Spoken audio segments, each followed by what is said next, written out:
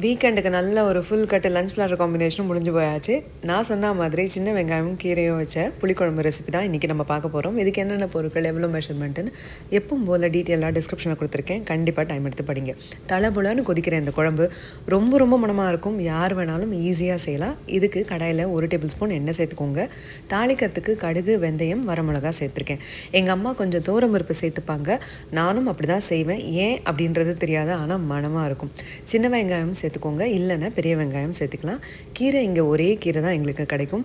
இந்தியாவாக இருந்தால் முளைக்கீரை, அரைக்கீரை, அதோட வெந்தயக்கீரை, கூடவே பசலைக்கீரையில் கூட நீங்கள் செஞ்சுக்கலாம். இதை நல்லா வதக்கி இந்த மாதிரி சுண்டை வரணும் கீரை. அதுக்கப்புறமா மஞ்சப்பொடி, பெருங்காயப்பொடி, உப்பு, குழம்பு மிளகாத்தூள் சேர்த்து ஒரு ஃபியூ செகண்ட்ஸ் வறுத்துட்டு அரிசி மாவையும் சேர்த்து வறுத்துக்கோங்க. ஆனால் அடுப்பு மட்டும் தயவு செஞ்சு ஃப்ளேமை சிம்மில் வச்சுக்கோங்க. அடி பிடிக்கக்கூடாது, கருகக்கூடாது. அரிசி மாவு சேர்க்கும் போது குழம்பு திக்காக வரும். புளி தண்ணியும் இதோடு சேர்த்து மூடி போட்டு குக் பண்ணிக்கோங்க. நடுவில் செக் பண்ணுங்கள், வெங்காயம் கீரையெல்லாம் வெந்துருச்சா, திக்காகிடுச்சா குழம்புன்னு சொல்லிட்டு. அதுக்கப்புறம் குழம்பு திக்கானதுக்கு பிறகு அடுப்பை அணைச்சிட்டு நல்லெண்ணெய் சேர்த்துக்கோங்க.